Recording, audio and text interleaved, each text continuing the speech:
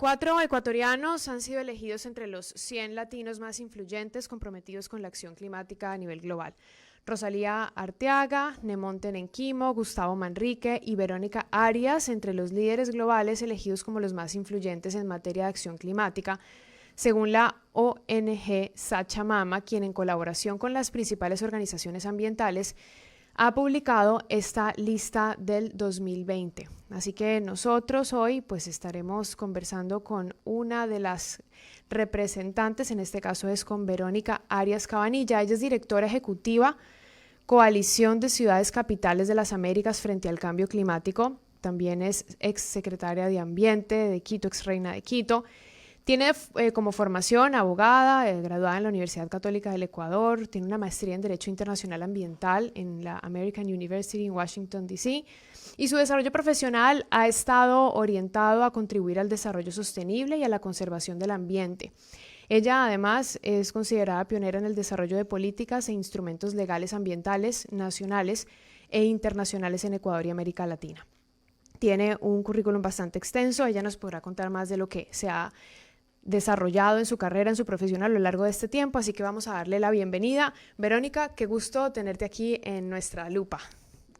Gracias, Clara María, qué gusto estar acá, compartir con ustedes esta grata noticia que me llena de alegría, por supuesto, de orgullo por ser ecuatoriana, por ser mujer y obviamente por este reconocimiento como una de las personas más influyentes en América Latina y en el mundo sobre el tema ambiental. La verdad es que no, en realidad puede sonar al cliché, no me lo esperaba, pero de todas maneras me pongo a pensar y compartía con mi familia y me decían, bueno, has estado 20 años trabajando en esto, ¿no? Desde todas las perspectivas, así que ¿cómo no te vas a merecerlo? Y yo decía, bueno, es vocación, no es necesario el reconocimiento, pero lo que sí me importa, creo que es un momento en el que vivimos en el planeta que es necesario elevar las voces. Y este tipo de reconocimientos nos compromete más a seguir trabajando por lo que ya hemos venido trabajando hace mucho tiempo, pero en un momento de crisis y emergencia climática es cuando más estas voces se tienen que escuchar. Y son voces que orientan, que lideran, que generan conciencia, y eso es lo que necesitamos actualmente. Así que muy, muy honrada en este reconocimiento, porque además está Carlos Vives, está el secretario de Naciones Unidas, está Rosalía Arteaga como ecuatoriana, hay como 15 personas más de España, y está el presidente de Costa Rica, es decir, muy, muy honrada de una servidora como yo estar en esta categoría. Muy bien. Cuéntanos un poco sobre este reconocimiento primero. Me gustaría mucho conocer también sobre el trabajo que has estado haciendo tú, conocer sobre esta carrera que has desarrollado bajo tus lineamientos personales y los has metido en tu mundo profesional, en el mundo profesional. Pero háblame un poco entonces de este reconocimiento que de repente los nominó a ustedes y tú eres una de las digamos, acreedoras de esto, que es la ONG Sachamama, reconociendo a 100 latinos influyentes comprometidos con el cambio climático o con el clima o medio ambiente. Bueno, de lo que entiendo, porque me llegó ayer la comunicación que ha sido reconocida como las 100 latinas más influyentes en temas de cambio climático. Entiendo que la organización es una ONG basada en Estados Unidos que trabaja mucho con los latinos, justamente, en términos de comunicación, en términos de concientización pública sobre temas de cambio climático. De hecho, está el expresidente Al Gore, es miembro de esa organización. Pero las nominaciones y las nominaciones las hacen otras organizaciones como del ámbito ambiental de Nature Conservancy, Oceans Mission, está WWF, que todos conocemos por el oso panda, están algunas otras que son las organizaciones que nominan a estas personas, y luego va a un panel. Y ese panel está organizado por otros cuantos y pues ellos escogen, ¿no? A estas personas. Y de lo que se trata, y me parece lo más bonito, es que no queda en una cosa de nominación, ¿no? Sino que de aquí en adelante de lo que se trata es justamente trabajar para elevar las voces de América Latina, en este caso, a la arena global de las conversaciones que se están teniendo en los niveles de negociaciones de cambio climático de las Naciones Unidas. ¿Y qué es lo que se quiere? Que se quiere elevar las voces de la región de Latinoamérica, que por lo general están muy por debajo o no están bien representadas en este tipo de negociaciones. Y por otro lado también liderar cosas concretas, y ahora que estoy a cargo de la dirección ejecutiva de esta organización que es una coalición de ciudades capitales de todo el hemisferio de las Américas, cómo las ciudades se comprometen a hacer cero emisiones para el 2050, ¿no? Entonces, estamos apoyando justamente a ese cambio sustancial, que no es fácil, para ver cómo las ciudades generan menos emisiones, cómo las ciudades generan menos desechos, menos residuos, apoyan a la movilidad alternativa y sostenible, apoyan justamente con planes concretos a cambiar esto y que tengamos un planeta con lo que se necesita, que es mantener la temperatura de 1.5 grados, porque actualmente ya se está sintiendo mucho los efectos del cambio climático, ¿no? Vemos los científicos que apuntan hacia esto, vemos polos que se están derritiendo, vemos inundaciones cada vez más frecuentes, vemos zonas muy áridas y vemos zonas que cada vez se incendian más, sin precedentes. Entonces, si ya estamos sintiendo esto, el mundo entero está abocado a un compromiso mundial, que es la próxima década, hasta el 2030, de llegar con compromisos muy fuertes y acelerados de cambiar el uso de energías renovables, el de energías contaminantes como son los combustibles fósiles por energías renovables. Y ese es un salto cuantitativo, que necesitamos muchas voces, no 100, miles de voces. Muy bien. Verónica, quiero volver a este tema que estás abordando porque es el eje fundamental para pensar el presente y el futuro, pero me gustaría conocer un poquito más de tu trabajo en el ambiente en el pasado. ¿Me puedes contar cuándo comenzó todo esto, esta necesidad tuya de involucrarte con temas en favor del medio ambiente? A ver, te voy a hacer un recuento brevísimo de mi vida. Les comentaba el otro día, me acordaba que mi pasión por la naturaleza viene desde pequeña. Yo creo que eso es fundamental, porque quien no conoce algo no ama. A mí me enseñaron a sumar y a restar con las semillitas de los eucaliptos, ¿no? Y ahí nos ponían a poner el número 10, el 1, el 2 y todo lo demás. Y ese olor y esas visitas a aquellos bosques siempre me marcaron a mí ese contacto con la naturaleza. Entonces, me gusta mucho hacer hiking, ir de excursiones, etcétera, y eso es lo que hago mucho con mi familia. Después evolucionó el tiempo y mientras yo estaba estudiando Derecho, porque yo soy abogada, tengo formación de abogada, trabajé mucho con los barrios urbanos marginales en la ciudad de Quito hace algún tiempo. Ahí ya comenzaron a existir problemas de deforestación del Pichincha, contaminación de los ríos, problemas sin duda alguna de basura y de residuos sólidos, y créeme, no había gente o muy poca gente formada en temas ambientales, y menos aún mujer. Entonces gané una beca de la OEA para irme a formar y sacar mi maestría en Derecho como formación abogada, pero especializada en temas ambientales.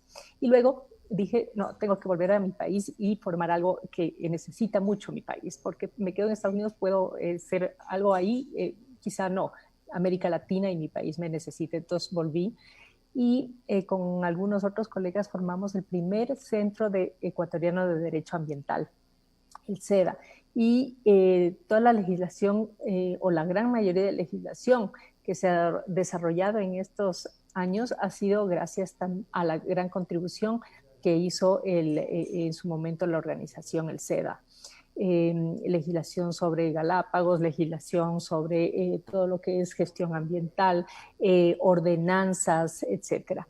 Entonces, esa fue una muy buena contribución y una gran formación y una linda combinación del derecho con el tema ambiental.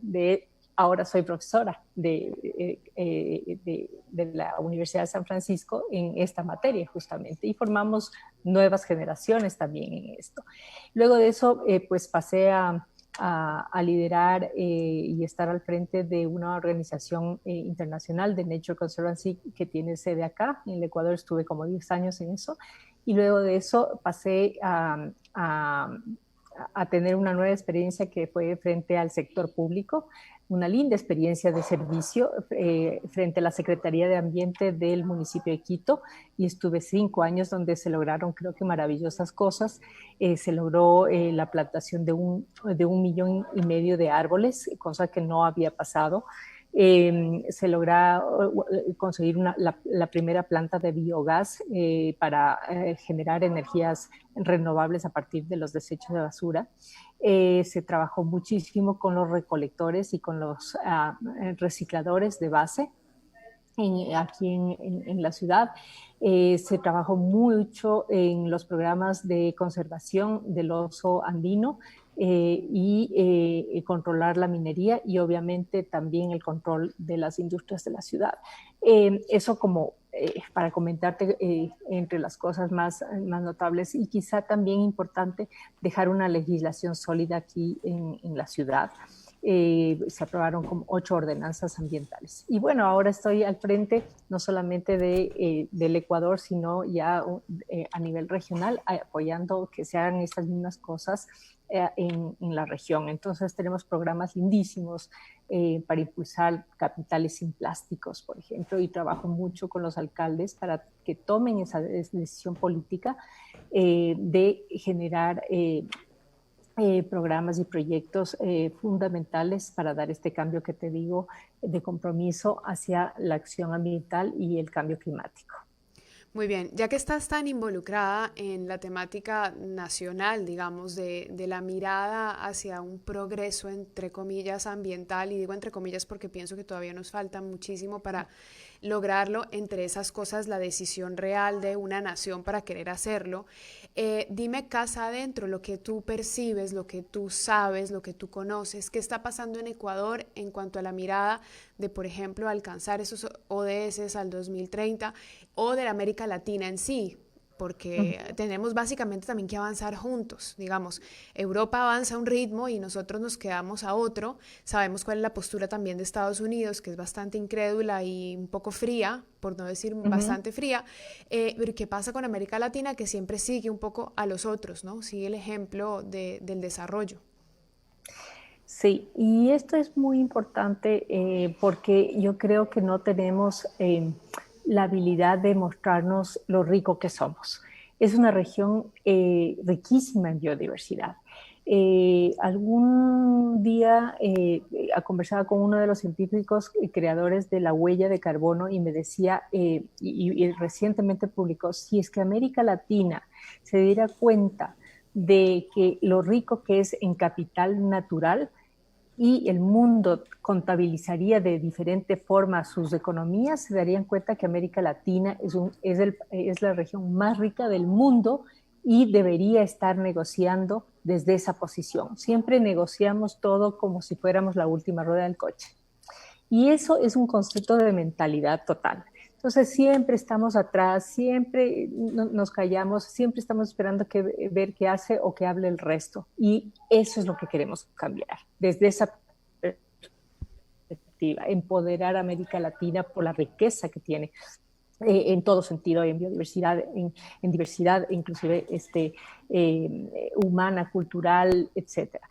Eso por un lado. Luego, si bien es cierto, sí nos hace falta mucho. Hay ciudades que podemos encontrar que todavía están luchando por sus servicios básicos en pleno siglo XXI, ¿no? De agua, de alcantarillado, de pavimento, etcétera. O sea, como que estuviéramos hace 20 años y que todavía no se enmarcan en esta concepción global de hacia dónde va el mundo.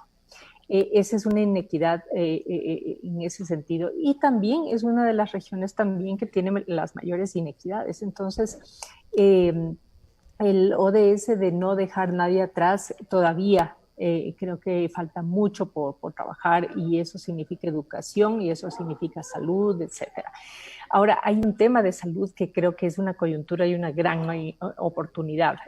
Hay estudios recientes de Harvard, por ejemplo, donde se ha visto que las ciudades donde menos contaminación existen son ciudades donde su población pudo enfrentar de mejor forma el COVID. ¿Por qué? Porque sus pulmones y en general la calidad de vida ha sido mucho mejor. Entonces eso nos da una percepción de que el ambiente tiene que estar ligado mucho a la salud, y entender que el ambiente no solamente hay que mantenerlo porque sí, sino porque es lo que es por el bienestar del ser humano, es la base fundamental donde se asienta el ser humano. Entonces yo creo que esa es la cosa que tenemos que entender. Ahora, en el Ecuador, sí debo decir que en algún momento se avanzó en muchas cosas. Yo he visto un retroceso últimamente. Me da mucha pena ver que en Galápagos todavía no se toma una decisión clara sobre la ampliación de la reserva marina, por ejemplo, que debería haberse hecho, pero ya con relación a la frente de la flota china y de todos estos barcos que además vienen todos los años.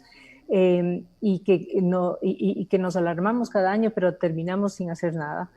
Veo con mucho pesar, digamos, no la destrucción, pero sí el poco desempeño del Ministerio de Ambiente, que institucionalmente se ha debilitado enormemente, se ha quedado sin presupuesto, se ha quedado sin guardaparques. Acordémonos que aunque la gente crea que los guardaparques no son importantes, es una clave fundamental. ¿Por qué? Porque el 20% del territorio nacional son reservas ecológicas y son parques nacionales. Es decir, ese 20% es lo que nos sostiene como columna vertebral a los recursos naturales más importantes de este país. Si eso no se cuida, y como obviamente si no hay nadie que nos cuide, y veo todos los fines de semana una afluencia enorme de carros hacia los parques que dejan sucio, que pueden incendiar, que pueden entrar a cazar, y no hay quien los cuide. Yo creo que los índices sobre la viabilidad de especies, sobre los bosques, sobre las incidencias y las amenazas pueden incrementar terriblemente. Igual que con el control, ¿no? Si no tenemos gente técnica que haga el control hacia todo lo que es contaminación de ríos, de mares, de aguas, de industria, etcétera, estamos debilitando enormemente la institucionalidad ambiental, que además tanta lucha de años nos ha costado, ¿no? El crear un Ministerio del Ambiente, el crear institucionalidad. Mientras Colombia tiene una institucionalidad fuerte, Argentina, Chile, México, nosotros debilitamos sin presupuesto. Yo sé que todo es importante y el país está atravesando un momento difícil sin plata, pero tenemos que ver un poco más allá de la nariz y también a largo plazo, ¿no?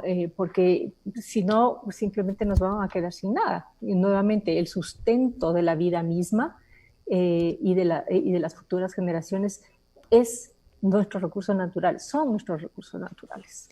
Así es. Verónica, gracias. Es interesantísimo conversar contigo y escucharte, y creo que merecemos una segunda conversación después y más Seguro. allá de este reconocimiento en el cual estás tú como parte de los 4 ecuatorianos que han sido elegidos entre los 100 latinos más influyentes comprometidos con la acción climática a nivel global. Y quiero agradecerte por estar aquí con nosotros. Hoy hemos conversado con Verónica Arias, ella junto con Rosalía Arteaga, Nemonte Nenquimo, Gustavo Manrique, que son ecuatorianos, reconocidos líderes globales elegidos como los más influyentes en materia de acción climática, junto con otros internacionales que luego les compartiré también los nombres. Yo te agradezco mucho haberte conectado, te felicito por este paso que no hace más que, deduzco yo, impulsarte a seguir trabajando en esto. Así es. Y eso es lo bonito de los reconocimientos, ¿no? Saber que la persona ha hecho mucho, pero da impulso para hacer mucho más. Así que Así te es. deseo mucho éxito en ese trabajo a futuro. Muchas gracias, Clara María. Seguro que sí. Mi compromiso hasta el fin. Excelente.